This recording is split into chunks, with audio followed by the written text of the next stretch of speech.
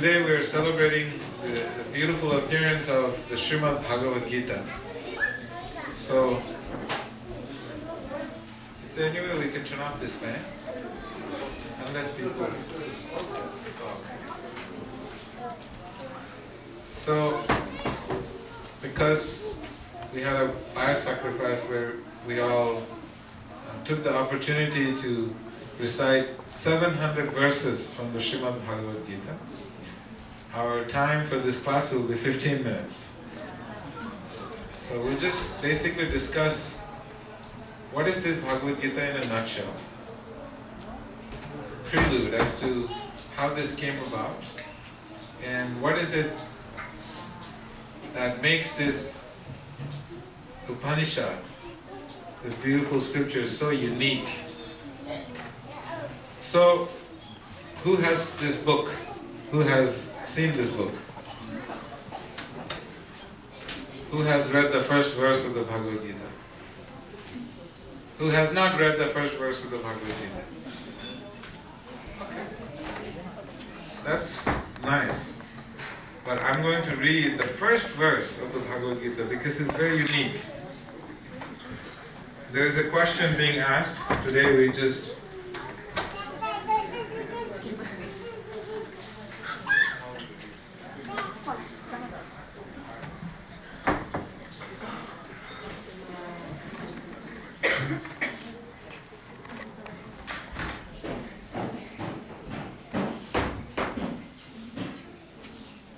So briefly we'll discuss, 15 minutes, we'll discuss how this Bhagavad Gita came about. So the first verse, Dhritarashtra, who is a king. He's a great king, but he has a disability. His disability is that he's not able to see with his eyes. And because he's not able to see with his eyes, then that led to other disabilities, such as not being able to differentiate between what is good and bad. So he was literally physically blind and spiritually blind. But he had the good fortune of having this great personality by the name of Sanjaya. And Sanjaya was the disciple of Srila Vyasadeva, who is a literary incarnation of the Supreme Lord. And through his benediction, the benediction of Vyasadeva, Sanjaya had something called, everyone has a television, right? Where you can see everything that is happening in the world. Yes or no? Yes. Who doesn't have a television in their house? Raise your hand. That's pretty far out. So you'll understand this very well then. So Dhritarashtra also had a television in his house. And he had a transcendental television. Prabhupada actually uses this term, transcendental television, in the Bhagavad Gita. So this transcendental television was this Sanjaya, who was a great devotee of the Supreme Lord. By the mercy of his spiritual master, he could see everything that was happening around the world. And he was able to disseminate this information to Dhritarashtra. Why? Because Dhritarashtra couldn't see. So he had his own television. So this Dhritarashtra is a voice-operated television. Now in Xfinity television, someone was telling me, you just talk to the remote control and the remote control finds you whatever you want to see. Correct or incorrect? Correct? So, Dhritarashtra also had this beautiful remote control television in the form of Sanjaya. Whatever he asked Sanjaya, and Sanjaya was able to see past, present and future. So this question is very unique, and you will see how Sanjaya answers. Dhritarashtra Uvacha means Dhritarashtra said, O Sanjaya, after my sons and the sons of Pandu assembled in the place of pilgrimage at Kurukshetra, desiring to fight, what did they do? So now we have to understand, why was there a fight? The fight was because Pandavas were not given their share of the kingdom. And the Kauravas, headed by the son of Dhritarashtra, he wanted to do everything possible to make sure his brothers didn't get their share. It happens in family life today, you know. If you don't have a will, then there is a tussle. Who's going to get what? So this is what was happening. So there was a lot of negotiations trying to happen. They were hoping for some negotiation. They had a very important representative sent by the United Nations. Krishna was personally sent to negotiate on behalf of the Pandavas. Please, at least give us 5 villages. We don't need the whole kingdom. We don't need the entire... You know, it's a huge, massive kingdom. The empire was one of the biggest empire. And all Krishna was trying to settle for was 5 villages. And Duryodhana, the brother, he decided that he would not give them the amount of dirt that you could hold at the tip of a needle. So it's hard to negotiate with somebody who's not even ready to give you that much land, right? That much real estate.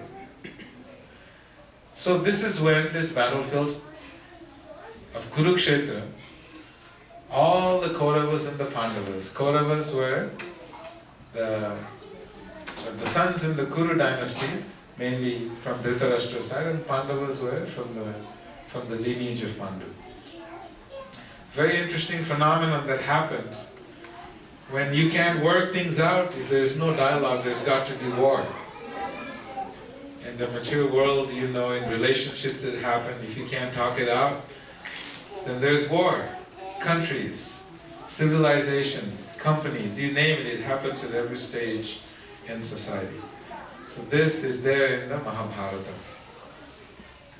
And all this billions of humans and animals, with elephants and horses, chariots, they were gathered in Kurukshetra to fight. And for what? For the rights, you know, because there was no will. So they wanted to fight. Then Arjuna, one of the main warriors on the Pandava side, he wanted to see. So many people are here to fight. I want to see who these people are. Sometimes, you know, you want to fight someone, you really want to see who that person is, what this person is made of. You know, they have different ways of testing to see whether they're going to fight a legal battle or not. So this one, Arjuna wanted to see. So Krishna, he said, Krishna, my dear Krishna, we were just reciting these verses, it's there.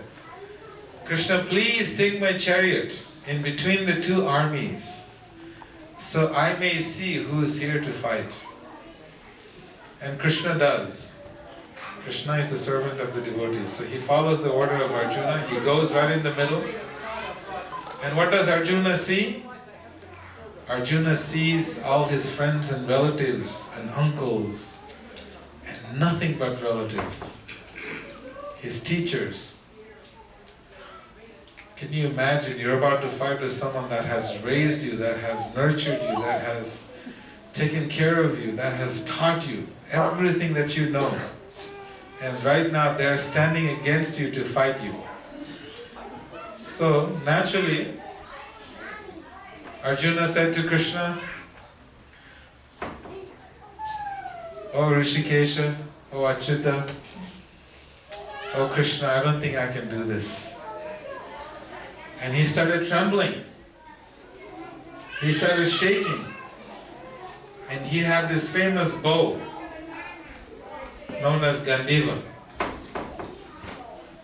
And this Gandiva bow started falling out of his hands because he was shaking. Not because he was afraid of these people, just because he was so saddened to see that all these people are here to fight against him. And he started saying to Krishna, Krishna, I'm not ready to fight this battle. And then Krishna had to speak this Bhagavad Gita.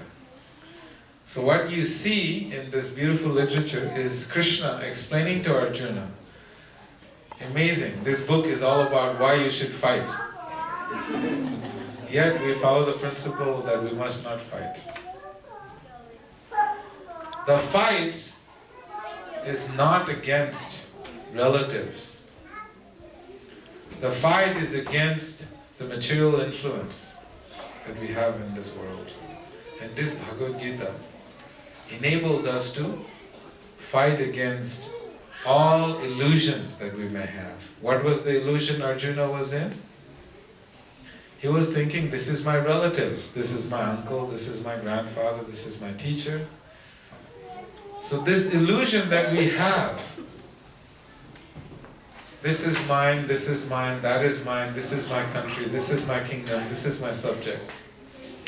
So this illusion that Arjuna was in, Krishna wanted to make sure that he dissipated this illusion. And then, you see they sat together in the middle of the battlefield. And all the warriors are wondering what's going on. Please imagine the scenario. They're ready to fight. All they have to do is blow the conch shells. There was a rule. You blow the conch shells, the war has begun. And you blow the conch shells again, you have to stop. Even if you're about to chop somebody's head off, mid-air you have to stop when the conch shells are blown. This is the principles of war. So this is about to happen, and then there is Arjuna in a very lost state, and then Krishna and Arjuna has this dialogue in the middle of the battlefield. So Arjuna responds, Sanjaya responds. You see the question, Dhritarashtra said, O Sanjaya, I'm going to read it one more time. O Sanjaya, after my sons and the sons of Pandu assembled at the place of pilgrimage at Kurukshetra desiring to fight, what did they do? You know, there is a very interesting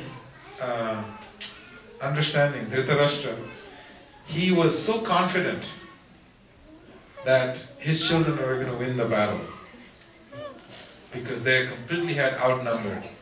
So Dhritarashtra in his mind, he thought, this war is already won. We're going to win no matter what. So, but anyway, Sanjay, I would like to know what's going on.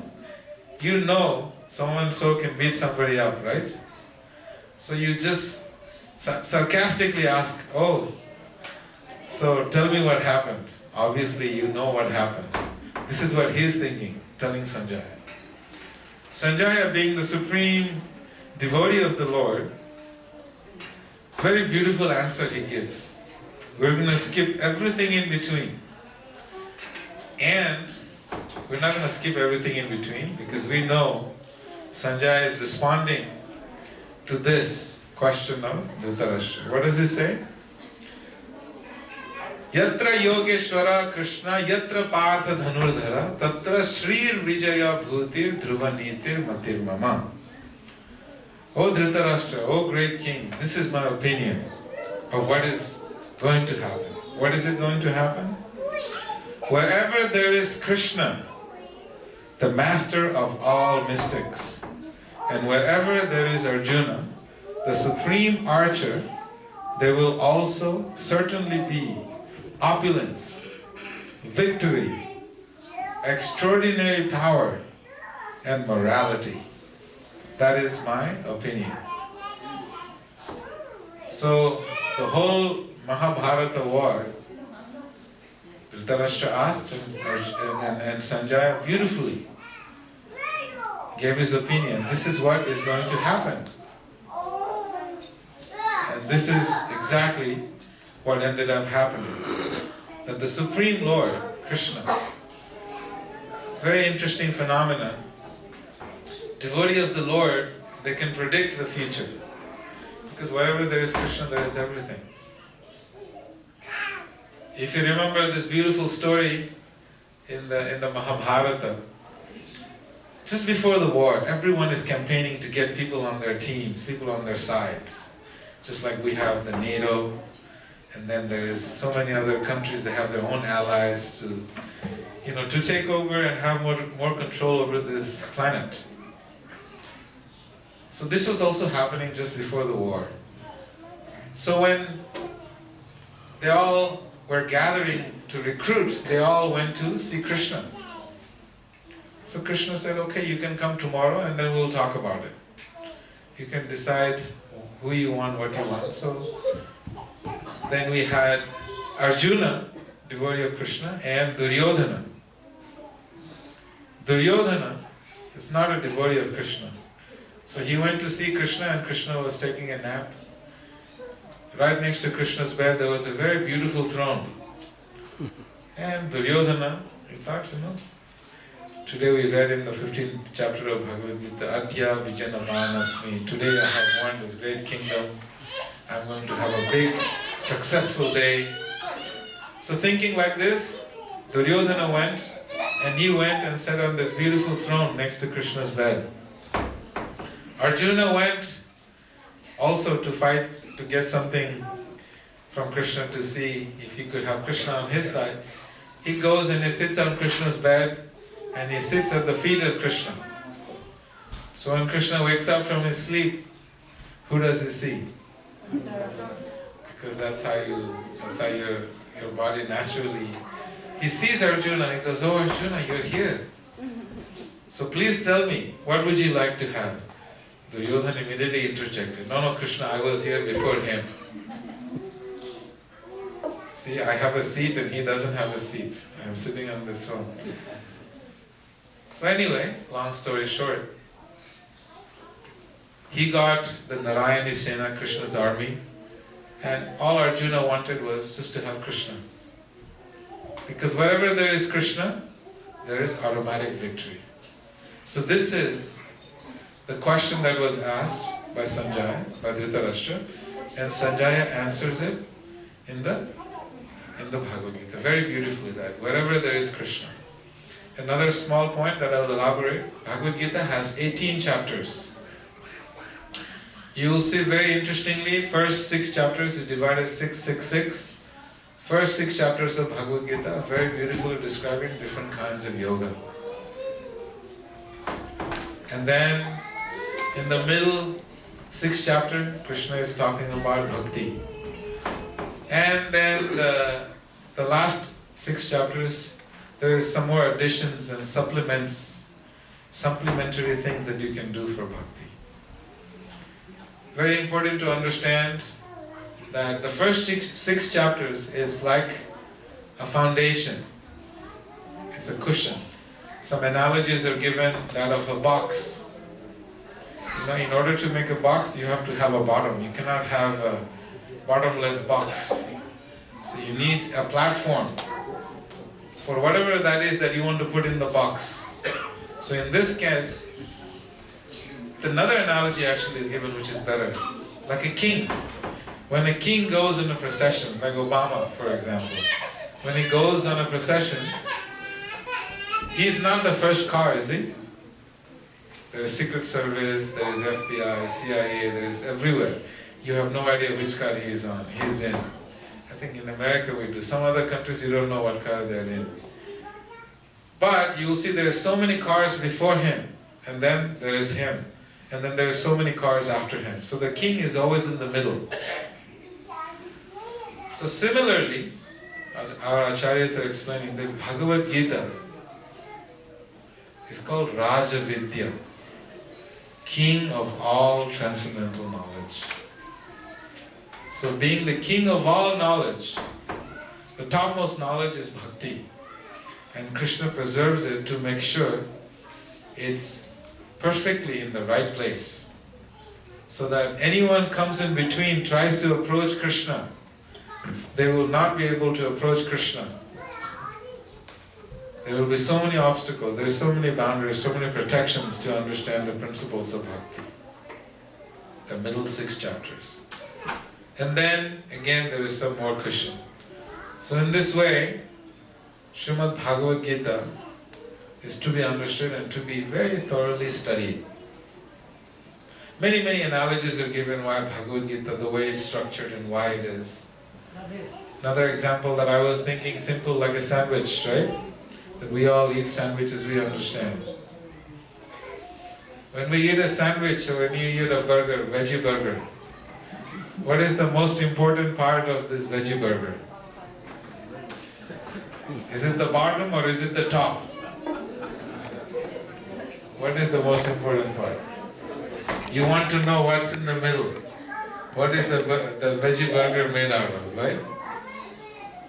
So similarly, if you really want to know the Srimad Bhagavad Gita, you need to study and prepare yourself to the 6 chapters, and then you'll be able to relish this pure bhakti that it contains in the Srimad Bhagavad Gita. Srimad Bhagavad Gita ki jai. We're going to have an arati and then prasadam will be served here.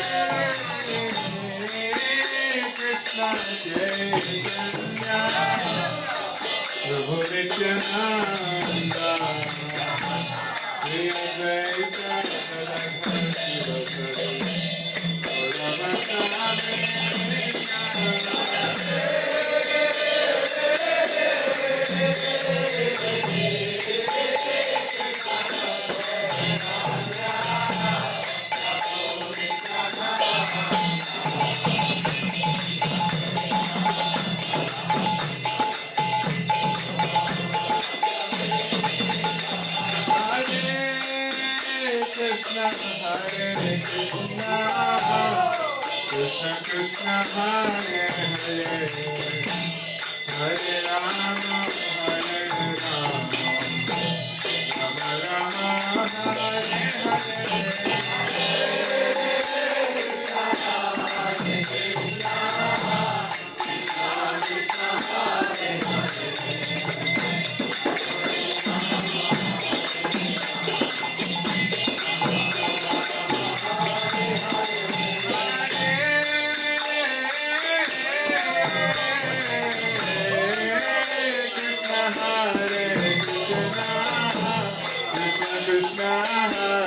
Hare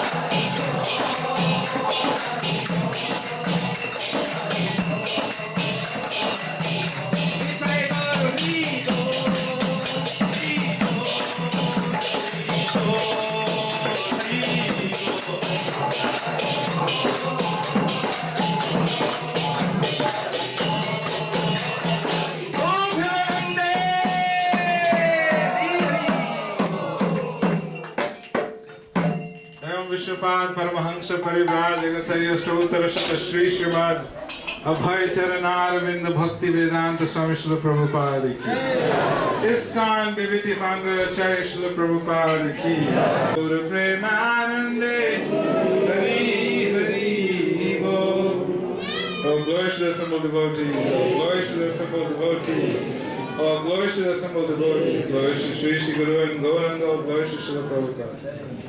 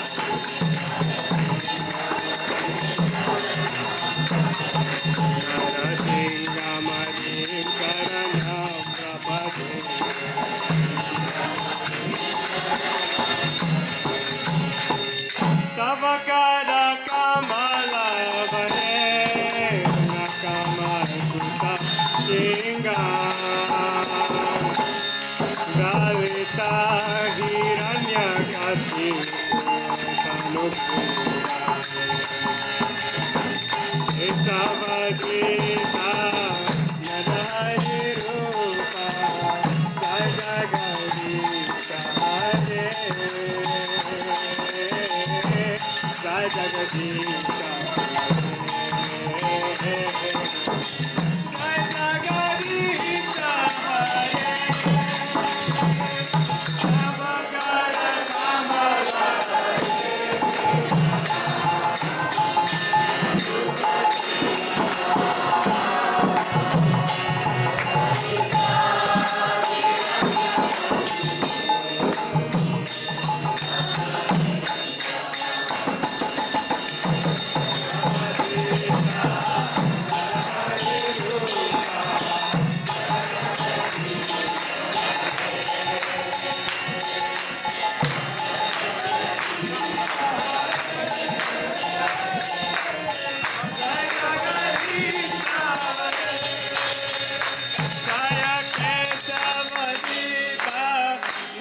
Hari Rupa Jai Jagadish Hare Jai Jagadish Hare Jai Jagadish Hare